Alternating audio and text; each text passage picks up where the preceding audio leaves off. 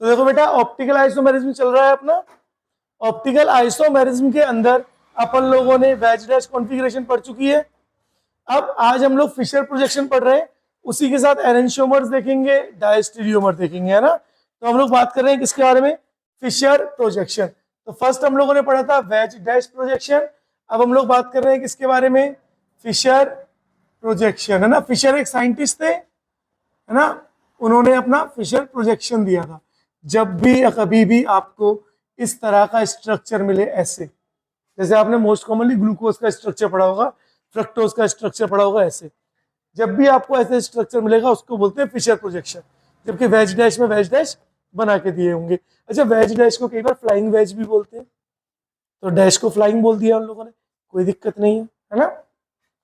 Fisher projection में ये position है वर्टिकल, तो दिख रहा है सबको, और ये क्या है बेटा, हॉरिजॉन्टल, हॉरिजॉन्टल, है ना, एक वर्टिकल और एक हॉरिजॉन्टल, है ना।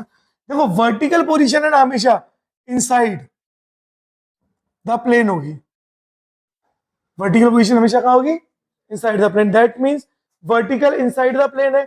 इनसाइड द प्लेन पे क्या होता था, वेज होता था, डैश होता था, डैश होता था, डैश होता था। और लो प्रायोरिटी को हमेशा कहाँ पे रखते थे, डैश पर रखते थे। इसका मतलब लो प्रायोरिटी ग्रुप को कहाँ रखोगे, वर्टिकल पोजीशन। अब ये पूरी वर्टिकल है, ऊपर रखो या नीचे एक ही बात है। जैसे एक दो एग्जांपल देख ले, देखो मैंने एक एग्जांपल लिया, मेरा एग्जांपल है ये रहा OH COOH H और CS3।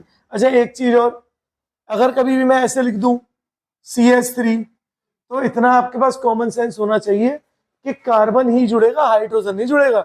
हाइड्रोजन तो उल्टा कार्बन से जुड़ा हुआ होगा, तो जुड़ेगा कौन, कार्बन ही जुड़ेगा। तो कंफ्यूज मत होना भाई, बच्चे क्या है कंफ्यूज हो जाते हैं, है ना। तो याद रखना बेटा, कौन जुड़ेगा, कार्बन जुड़ रहा है ना। चलो प्रायोरिटी नंबरिंग करो, फर्स्ट प्रायोरिटी बोलो क्या है, बताओ फर्स्ट प्रायोरिटी किसकी, वो जी। इस कंपाउंड का नाम पता है क्या है, इसका नाम है लैक्टिक एसिड, है ना। कल भी पढ़ा था ये आपने, याद है, ऐसे स्ट्रक्चर था, यहाँ COOH, यहाँ पर H, यहाँ CS3 और यहाँ OH, याद है, ये लैक्टिक एसिड ही है। तो ऐसे बनाओ या ऐसे, अलग अलग लग रहा है ना। अच्छा ऐसे भी तो बना सकता हूं मैं, और देखो ऐसे CS3 CHOH and COOH, this is also lactic acid. अभी तो देखो सेम ही है तीनों, है ना, बस थोड़ा सा रंग रूप अलग अलग, डिजाइन कपड़े अलग अलग पहना दिए, अलग अलग एटम को अरेंज कर दिया, तीनों के तीनों क्या है, लैक्टिक एसिड है। तो कंफ्यूज मत होना, पहचान लोगे। चलो फर्स्ट प्रायोरिटी किसकी, ऑक्सीजन की, बोलो हाँ या ना। सेकंड प्रायोरिटी बोलो COH, थर्ड प्रायोरिटी बोलो CS3। देखो रोटेशन 1 से 2 गया और 2 से 3, लास्ट वाले को हम नंबरिंग नहीं करते। जब 1 2 3 गया है, बोलो clockwise anti clockwise, clockwise. Clockwise मतलब कौन सी फॉर्म, डी फॉर्म। अब मुझे बताओ लो प्रायोरिटी ग्रुप किस पे, वर्टिकल पे, और वर्टिकल पे ही होना चाहिए, है ना, दैट मीन सही है। चलो एक एग्जांपल और लेते हैं, example number first, example number second. Second example है मेरा OH H COOH CS3। जरा ध्यान से देख के बताओ क्या ये भी लैक्टिक एसिड है, क्या ये भी लैक्टिक एसिड है। देखो बीच में कार्बन, एक CS3 एक COH, एक CS3 एक COH, एक H और एक OH, दिख रहा है, शाबाश। चलो तो बताओ जरा मुझे, फर्स्ट प्रायोरिटी किसकी, OH की, सेकंड प्रायोरिटी किसकी, COH की, फर्स्ट सेकंड थर्ड प्रायोरिटी किसकी। तो रोटेशन कैसा हो रहा है, एंटी क्लॉक, यानी कौन सी फॉर्म, एल फॉर्म। लेकिन क्या लो प्रायोरिटी ग्रुप वर्टिकल पोजीशन पे है, तो क्या कराना पड़ेगा, हाँ कैसी जंप होगी, ऑड, क्योंकि एक ही बार कूद रहा है, तो ऑड जंप हुई। और ऑड जंप होने की वजह से लग क्या रहा था कि एल है, लेकिन रियल में क्या निकला, डी निकला, तो धोखेबाज निकला। पहचान लिया, कर पाओगे, पक्का कर लोगे। एक दो और दूं क्या, ये वाला पार्ट मिटा दूं, ये तो आप इसको बनाने की जरूरत है, तो अंडरस्टूड अपना, है ना। तो इसको मिटाता हूं और कुछ क्वेश्चंस मैं आप लोगों को देता हूं, जरा आप लोग मुझे करके दिखाओ बेटे। Example number third, CL, Br और I और F, है ना। एग्जाम्पल नंबर फोर्थ, NH2COOH और यहाँ पर लिख लेते हैं हम लोग क्या लिखूं क्या लिखूं क्या लिखूं, CH3, ये CH2 और यहाँ पर लिख लेते हैं हम लोग OH। बोलो बताओ, है ना। एक और दे दूं, आप लोग करते जाओ, अपने दिमाग में करते जाओ, मतलब नोट करने के लिए टाइम दूंगा, आप लोग अपने दिमाग में करते जाओ। फर्स्ट वाला देख करके एक और दे दूं, मैंने दे दिया CH3 CH2 HD और T, चलो, है ना। इसको CH2 CH3 लिखते हैं ना, CH2 और CH3। ये वाला बताओ। उसके बाद एक और दे दूं, एग्जाम्पल नंबर 6, मैंने दिया CH2 CH3 CH3 CH3 और CH3 1 2 3 4 और यहाँ पे दे दिया मैंने आपको दिया CH3 और CH3। सबसे पहले तो कायरल कार्बन ढूंढना है कि नहीं, आफ्टर दैट कराते हैं, है ना। एक और एग्जांपल दे दूं, example number 7, last example, HBr, F और H। चलो कराओ क्विकली, बोलो थर्ड वाला, बोलो फटाफट। थर्ड वाला कैसा है, क्लॉक या एंटी? चलो DIL बोल दो तुम, तो बोलो DIL, डी डी डी, चलो डी करे प्रायोरिटी। फर्स्ट प्रायोरिटी किसकी, आयोडीन, सेकंड किसकी, ब्रोमीन, थर्ड किसकी, क्लोरीन, फोर्थ कौन, फ्लोरीन। क्या बोला, प्रायोरिटी किसके नंबर, किसके बेसिस पे दोगे, एटॉमिक नंबर के बेसिस पे, है ना। देखो फर्स्ट है टू लास्ट वाले की प्रायोरिटी कभी भी नहीं देते हैं। तो 1 2 3 आया, बोलो क्लॉक है एंटी क्लॉक, एंटी क्लॉक, है ना। एंटी क्लॉक दिख रहा है, लेकिन लो प्रायोरिटी कौन चाहिए, वर्टिकल। तो ऊपर भेजो या नीचे भेजो, क्या फर्क पड़ता है। तो यहाँ पर ये कैसी जंप हुई, ऑड जंप, और एल था लेकिन बन क्या गया, डी। तो देखने में क्या लग रहा है, एल फॉर्म, लेकिन रियल में कैसी फॉर्म है, डी फॉर्म। ये चीजें अपने को आनी चाहिए बच्चों, है ना, यहां से क्वेश्चन आते हैं। बोलो फोर्थ वाला, बोलो फर्स्ट प्रायोरिटी किसकी, OH की, second priority NH2, third priority COOH, fourth को नंबरिंग नहीं देते। देखो फर्स्ट सेकंड और थर्ड, बोलो कौन सी form, D form, clockwise. Already low priority group कहां पे बैठा हुआ है, वर्टिकल पे बैठा है, तो कौन सी फॉर्म, डी फॉर्म। यहां आ जाओ, first priority CH2 CH3, second priority tritium, third priority deuterium, fourth को प्रायोरिटी नहीं देते। तो देखो फर्स्ट सेकंड थर्ड, बोलो क्लॉक है एंटी क्लॉक है, एंटी क्लॉक है, लेकिन लो प्रायोरिटी कहाँ आएगा हमेशा, तो कैसी जंप, ऑड जंप। और अब लग रहा था ऐसा फॉर्म एल, लेकिन हो गया कौन सी फॉर्म, डी फॉर्म, यानी क्लॉकवाइज, पता चला। नेक्स्ट, अब बोलो फर्स्ट प्रायोरिटी किसको दूं, अब बोलो 4 कार्बन वाले को, क्योंकि नंबर ऑफ कार्बन ज्यादा है, तो फर्स्ट प्रायोरिटी तो इसको आएगी, सेकंड प्रायोरिटी इसकी, थर्ड प्रायोरिटी इसकी, और फोर्थ को नंबरिंग नहीं देते। तो हम कैसे चल रहे हैं, फर्स्ट सेकंड और थर्ड। बोलो clock anti clock, anti clock, लेकिन लो प्रायोरिटी को फिर से कहाँ रखना पड़ेगा, वर्टिकल, यानी फिर से क्या करना पड़ेगा, और जंप करनी पड़ेगी, और एल फॉर्म का क्या बन गया, डी फॉर्म। चला, बोलो फर्स्ट प्रायोरिटी किसकी, ब्रोमीन, सेकंड, हाँ इसमें कायरल कार्बन ही नहीं है, और कायरल कार्बन नहीं है तो ये DIL कुछ भी नहीं है, यानी ये ऑप्टिकली एक्टिव ही नहीं है ना। तो ये क्या है, ये ऑप्टिकली, हाँ ऑप्टिकली इनएक्टिव है। बोलो समझ आया, बोलो हाँ या ना, है ना, आसान, कर पाओगे। चलो लेक्चर से करोगे, अभी करोगे, बोलो हाँ तुम बोलो, लेक्चर से अभी जैसे बोलोगे वैसे कर लेंगे, मुझे कोई आफत नहीं है। बताओ लेक्चर से कर लोगे सब लोग, पक्का, इसको पूछो, हाँ हो जाएगा। चलो तो आगे बढ़े। देखो क्या आपको फिशर प्रोजेक्शन आ गया? अरे बोलो। हाँ, अब आज हम लोग पढ़ रहे हैं ऑप्टिकली एक्टिव कंपाउंड में कुछ चीजें जो बहुत इंपॉर्टेंट है और जो हमें पता होनी ही चाहिए हर हाल में। तो चलो देखें। देखो, हम बात कर रहे हैं ऑप्टिकली एक्टिव कंपाउंड्स की। तो ऑप्टिकली एक्टिव कंपाउंड्स के बारे में है ना। तो ऑप्टिकली एक्टिव कंपाउंड्स है ना। देखो, ऑप्टिकली एक्टिव कंपाउंड्स में मैंने आपको दो कंपाउंड्स बताए थे। एक होते हैं एनेंशियोमर और दूसरे होते हैं डायस्टीरियोमर। तो एक कौन हुए बेटा? एनेंशियोमर है ना, एनेंशियोमर्स, और सेकंड वन इज डायस्टीरियोमर। तो दीज आर डायस्टीरियोमर्स है ना, डायस्टीरियोमर्स। तो एक आ गए एनेंशियोमर, दूसरे आ गए डायस्टीरियोमर। अब ध्यान से देखो क्या होते हैं एनेंशियोमर्स है ना। तो they are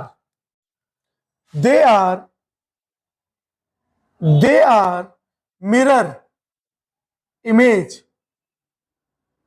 of each other and non super imposable है ना।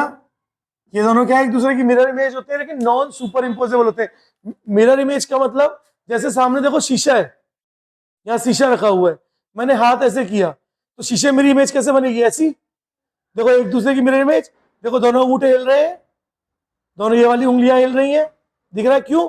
कि बीच में शीशा है। अगर मैं इसको हिलाऊंगा तो ये भी हिलेगा, देखो हिल रहा है एक साथ, दिख रहा है ना। हाँ दिख रहा है। तो दोनों क्या एक दूसरे की मिरर इमेज, लेकिन क्या दोनों सुपर इम्पोजेबल है? देखो हो गए सुपर इम्पोज, हुए क्या? अरे हो गए ना। ये शीशा था, मैं ऐसे लेके हो गए सुपर इम्पोज। ऐसे नहीं कराते सुपर इम्पोज, कैसे करेंगे? इसको पकड़ के इसके ऊपर ऐसे रखेंगे, या इसको पकड़ के इसके ऊपर ऐसे रखेंगे। तो बोलो ये ऐसे था, इसको उठा करके ऐसे इसके ऊपर रख दिया, बोलो क्या सुपर इम्पोज हुआ? देखो मछली जल की रानी है, दिख रहा है क्या? देखो ये दोनों सुपर इम्पोज नहीं हुए ना, दिख रहे मछली। तो इसका मतलब सुपर इम्पोजेबल पता चल गया। कि नॉन सुपर इम्पोजेबल क्या होंगे?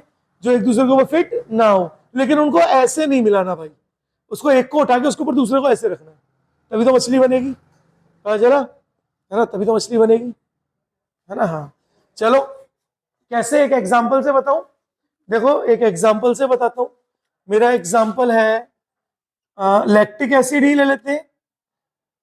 देखो COOH और CH3H एंड यहां पर OH। सामने रखा है शीशा, शीशा मतलब मिरर। ये क्या है? मिरर। हाँ ये क्या है? मिरर। अब होगा क्या? दूसरा कंपाउंड भी कैसा होगा? COOH, CH3H और OH।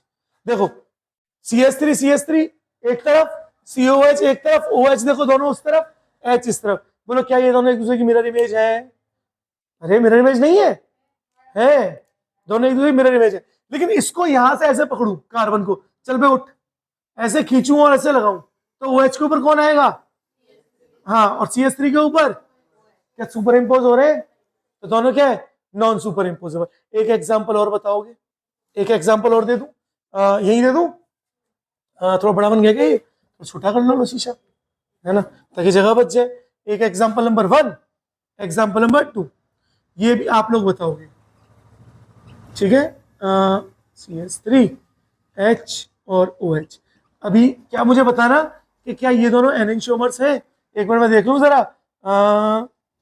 C हो गया, और यहां पर हमने लगाया OH, यहां पर लगाया COOH, और यहां लगाया H, और यहां लगाया CH3। ठीक है। अब बोलो क्या ये दोनों एनेंशियोमर्स हैं? बोलो है कि नहीं है? नहीं है। क्या क्या मिरर इमेज बना रहे हैं? नहीं। इसका मतलब साफ साफ पता पड़ गया ये एनेंशियोमर नहीं है, लेकिन ये एनेंशियोमर्स है। ये तो बच्चे करते हैं ना sir, mirror image non super image, ये बच्चों के लिए। तुम बच्चे नहीं हो, तुम बड़े हो, तुम नीट और जेई दे रहे हो, समझ आया? तो नीट जेई के लिए नहीं है, अब एक तरीका बताता हूं कैसे पहचानोगे। देखो रोटेशन चेक करें, फर्स्ट सेकंड थर्ड, बोलो कैसा है, क्लॉकवाइज, कौन सी फॉर्म, डी फॉर्म।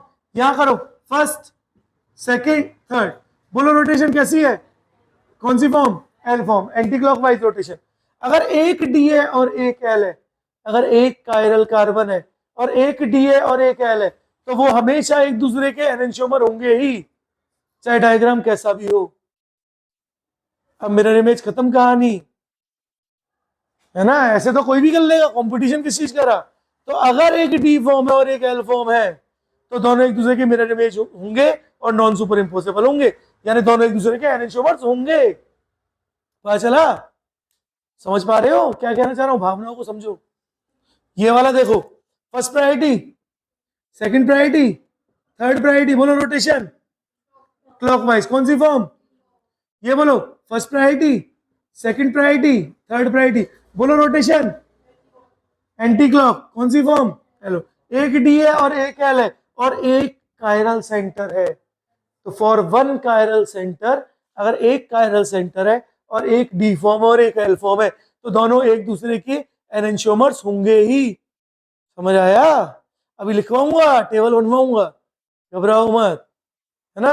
अभी एक पीडीएफ भी डालूंगा MS चौहान की ग्रुप में, तो वहां से भी आप आइसोमेट्रिक क्वेश्चन ढूंढ के करना, जितने बने उतने करना, बहुत अच्छे लेवल की बुक है ना। चलो आ जाओ डायस्टीरियोमर, ये भी पढ़ना, ऐसे दुश्मनी थोड़ी है ना। तो डायस्टीरियोमर्स क्या होते हैं, they are not mirror image, ये मिरर इमेज भी नहीं है, ऑफ ईच अदर, है ना। They are not mirror image of each other and non superimposable, और नॉन सुपर इम्पोजेबल भी है। दैट मीन्स ये तो मिरर इमेज था लेकिन नॉन सुपर इम्पोजेबल था, लेकिन ये मिरर इमेज भी नहीं है और नॉन सुपर इम्पोजेबल भी है, तो इनको क्या कहेंगे, डायस्टीरियोमर। लेकिन डायस्टीरियोमर की खासियत क्या है, minimum 2 chiral carbon must be present. अगर 2 कायरल कार्बन है तभी डायस्टीरियोमर देखा जाएगा, एक कायरल कार्बन में कभी डायस्टीरियोमर नहीं देखा जाता है। समझ आया, अरे बोलो। हाँ, अब इसके एग्जाम्पल यहां नहीं, अब एक टेबल बनवाऊंगा, फिर उसके एग्जाम्पल, उसमें दोनों चीजें बताऊंगा, तब फिर एक क्वेश्चन दूंगा, फिर आप लोग पहचानना, ठीक है। बोलो पहचान लोगे। चलो बनाऊं, इसको मिटा दूं, तो ये सबको समझ आ गया, पक्का। चलो तो देखो इसको मिटाते हैं, और अब एक छोटा सा टेबल बनाता हूं। अब वहां से आपके एनेंशियोमर और डायस्टीरियोमर के सारे के सारे, कितने, सारे के सारे क्वेश्चंस हो जाएंगे, है ना। देखो यहां पर मैं लिख रहा हूं सीरियल नंबर, यहां पे लिख रहा हूं कंपाउंड फर्स्ट, यहां लिख रहा हूं कंपाउंड सेकंड।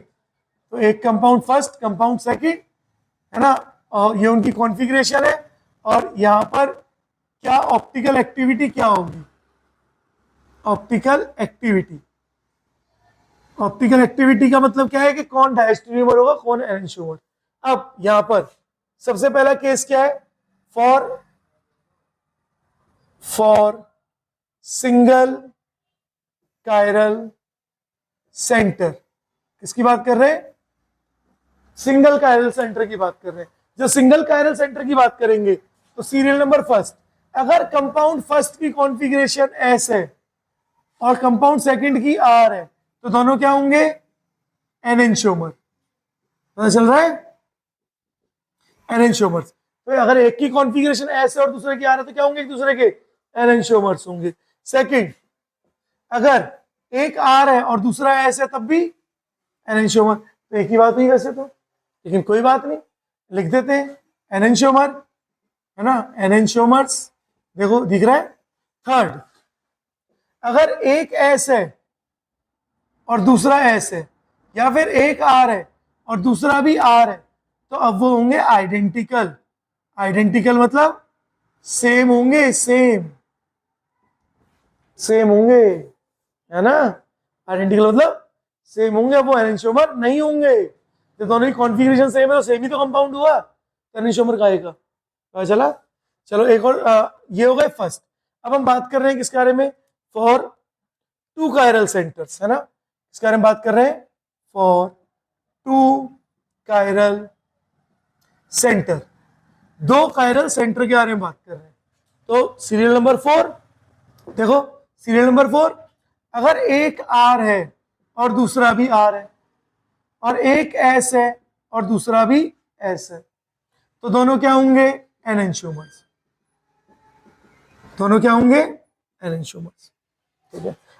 फिफ्थ, एक दोनों एस है दोनों आर है, सेम बात हो गई ये तो, अब दोबारा से नहीं लिख रहा, है ना। अगर एक आर है और दूसरा एस है, एक ही मॉलिक्यूल के तो दो कार्बन है ना, अगर एक आर है दूसरा एस है और एक एस है और दूसरा आर है, तो अगर मॉलिक्यूल सिमेट्रिकल है यानी आइडेंटिकल है, मॉलिक्यूल आइडेंटिकल है, आइडेंटिकल का मतलब क्या होता है?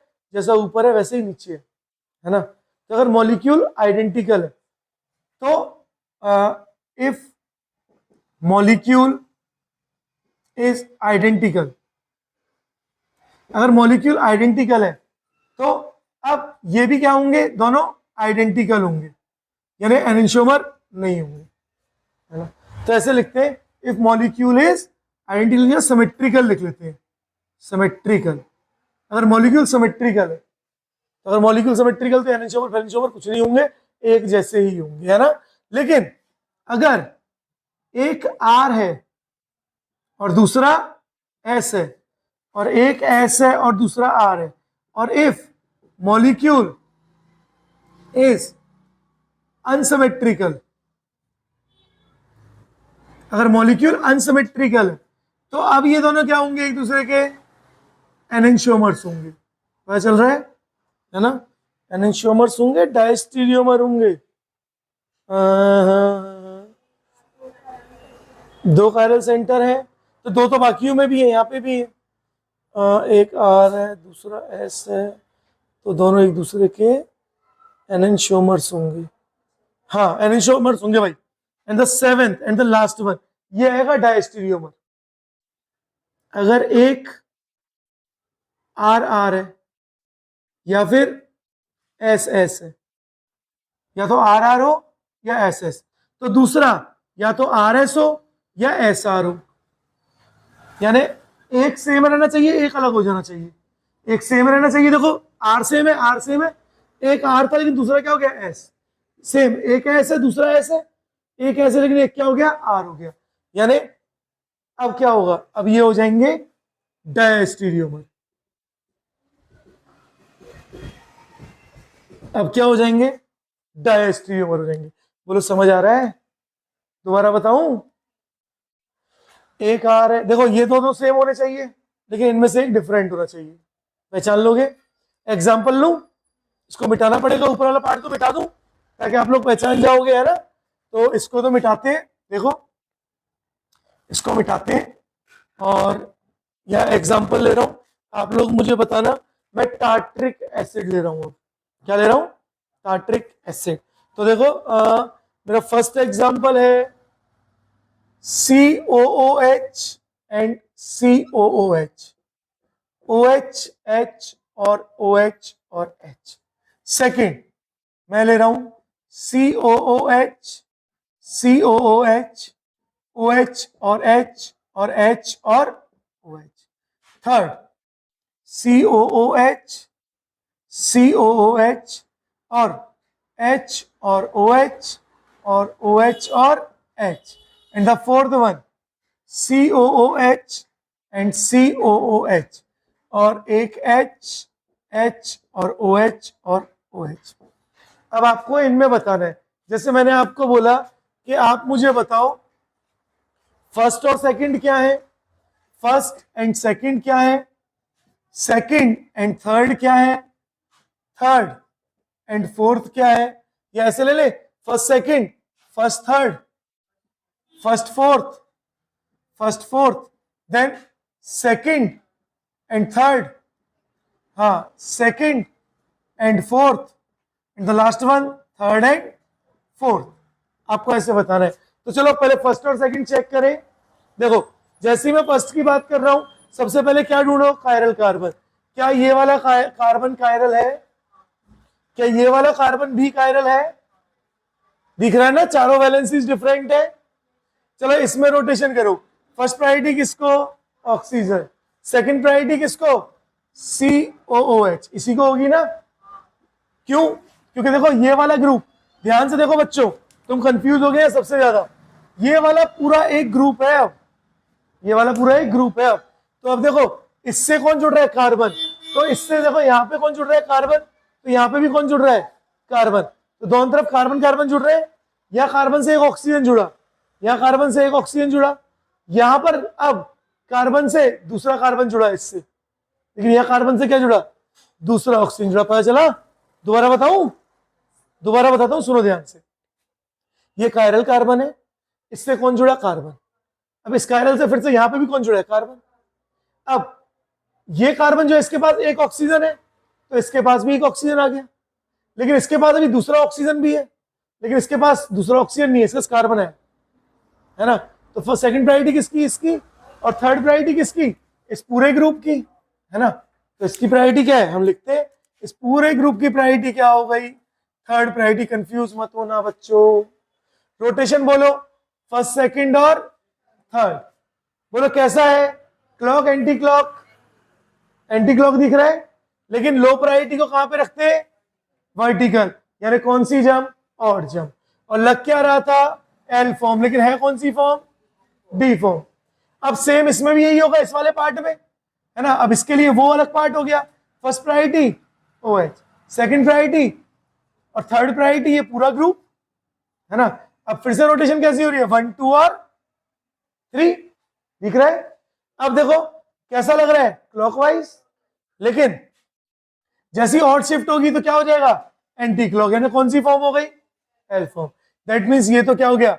डी और एल हो गया। सबका लिख लेते हैं पहले, फिर देखते हैं, है ना। मैंने RS लिखा था, वहां क्या लिखा? DL ही तो बताया था, RS।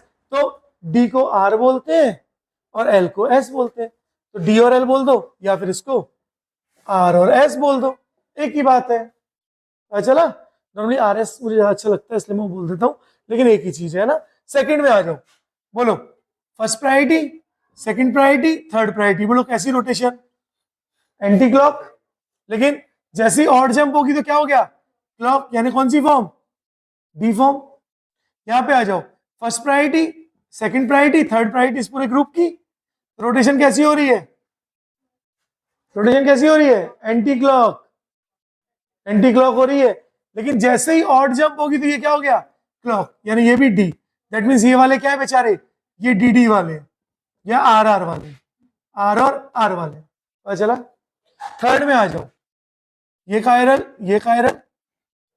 First priority, second priority, third priority इस ग्रुप की है, तो रोटेट हुआ, और रोटेट होके कैसा है? क्लॉकवाइज।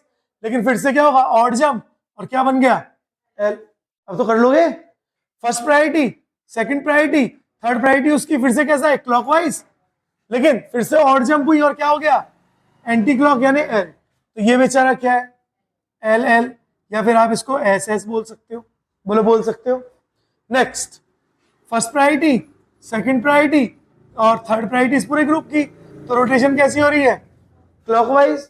लेकिन फिर से क्या होगा? ऑड जंप, और ऑड जंप होते ही क्या बनेगा? हाँ बोलो, एल फॉर्म बन जाएगा। सेम इसके लिए भी आ जाओ, first priority, second priority, third priority, तो रोटेशन कैसी? Anti clock. लेकिन ऑड जंप हुई और क्या बन गया? क्लॉक, यानी कौन सी फॉर्म बन गया? डी। यानी एक एल और दूसरा डी है, यानी एक तो एस है और दूसरा आर, एक एस और दूसरा आर। अब देखो ध्यान से, पहले फर्स्ट और सेकंड देखो, एक आर एस है, एक आर आर है, एक आर एस है और एक आर आर है। बोलो क्या हुए दोनों? डायस्टीरियोमर हुए, है ना। तो दोनों क्या है? डायस्टीरियोमर्स। बोलो समझ आया? पक्का? तो ये आप लोगों को आना चाहिए, ये पहचानना आना चाहिए, एक आर आर है, दूसरा आर एस है ना। चलो सेकंड, फर्स्ट और थर्ड पे आओ। फर्स्ट वाला क्या है? आर एस, और थर्ड वाला क्या है? थर्ड वाला ये है ना, थर्ड SS। तो एक आर एस है और दूसरा SS, एक आर एस है और दूसरा एस एस, तो बोलो क्या हुआ ये भी डायस्टीरियोमर्स। बोलो पता चला। अच्छा अब आ जाओ फर्स्ट और फोर्थ पे। ये फर्स्ट है आर एस और फोर्थ क्या है एस आर। फर्स्ट क्या है आर एस, फोर्थ क्या है एस आर। क्या देखो मॉलिक्यूल सिमेट्रिक है, क्या देखो मॉलिक्यूल सिमेट्रिक है, बीच में से काटोगे तो इक्वल कटेंगे, कटेंगे। तो एक आर एस है और दूसरा एस आर, लेकिन मॉलिक्यूल क्या है सिमेट्रिक है, यानी फर्स्ट और फोर्थ क्या है आइडेंटिकल है भाई। तो ये क्या है आइडेंटिकल, आइडेंटिकल। बोलो पता चल रहा है बच्चों, कर पाओगे। सेकंड और थर्ड, सेकंड बोलो आर आर, थर्ड बोलो एस एस। आर आर और एस एस, आर आर और एस एस बोलो क्या है एन एन शोमर। कौन है एन एन शोमर्स। तो ये दोनों क्या है एन एन शोमर। बोलो पहचान रहे हो, ये पहचानना है, दिमाग लगाना है, अदरवाइज होगा नहीं। Second and fourth R R और एस आर, तो आर आर, आर आर और एस आर, हाँ क्या हो गए डायस्टीरियोमर। बोलो पता चला। Third and fourth S S और आर एस, एस एस और आर एस, ये भी क्या है डायस्टीरियोमर। बोलो पता चला। डायस्टीरियोमर्स क्या होते हैं बच्चों, कर लोगे। इसका मतलब ये क्या है, ये एक दूसरे की ना तो मिरर इमेज है। थर्ड और फोर्थ को रिलेट कर लो। देखो बीच में डाला मिरर, बीच में डाला मिरर। देखो एच एच एच और ओ एच, ये तो मिरर इमेज तो है ही नहीं, आधा मिरर इमेज आधा नहीं है, तो मिरर इमेज भी नहीं है। और नॉन सुपर इम्पोज, ऐसे उठा के इसके ऊपर रखो, हो रहा है क्या सुपर इम्पोज हो रहा है कि नहीं, पक्का नहीं हो रहा। अरे मुझे तो लग रहा है हो रहा है, नीचे वाला नहीं हो रहा है ना। जैसे उठा के रखा तो ओ एच के ऊपर ओ एच, एच के ऊपर एच, लेकिन यहाँ पे कौन है एच आ गया और यहाँ कौन है ओ एच। अरे वाह, तो नॉन सुपर इम्पोजेबल है और नॉन मिरर इमेज है। तो ये क्या है डायस्टीरियोमर। लेकिन ये चीज नहीं पता, ये टेबल जो बनाया है, अगर ये टेबल नहीं पता तो क्वेश्चन नहीं होगा। समझ पा रहे हो क्या कहना चाह रहा हूं मैं। तो ये ऑप्टिकल आइसोमेरिज्म का बहुत इंपॉर्टेंट पार्ट है, यहाँ से कंपटीशन में क्वेश्चन आते हैं अच्छे लेवल पर, तो अटकाएगा एग्जामिनर, तो यही अटकाएगा। और अभी तो हमने शुरू किया है, अभी तो आपको इंटर कन्वर्जन बिटवीन मॉलिक्यूल्स पढ़ाऊंगा कल, जहाँ पे 100 हॉर्स प्रोजेक्शन भी पढ़ोगे, है ना, और वेज डैश भी पढ़ोगे, फिशर, तीनों पढ़ोगे। और तीनों मॉलिक्यूल को एक दूसरे में चेंज करके देखोगे कि कैसे चेंज होते हैं, चेंज करने का तरीका सिखाऊंगा। फिर आपको नोमेनक्लेचर सिखाऊंगा, और फिर optically inactive compounds, and then isomerism खत्म, है ना। फिर या तो नोमेनक्लेचर कर लेंगे पहले, या रिएक्शन मैकेनिज्म सेकंड कर लेंगे, है ना। तो चलो कर लो, आज इतना ही करते हैं, इतना काफी है आज के लिए, तो नोट कर सकते हो।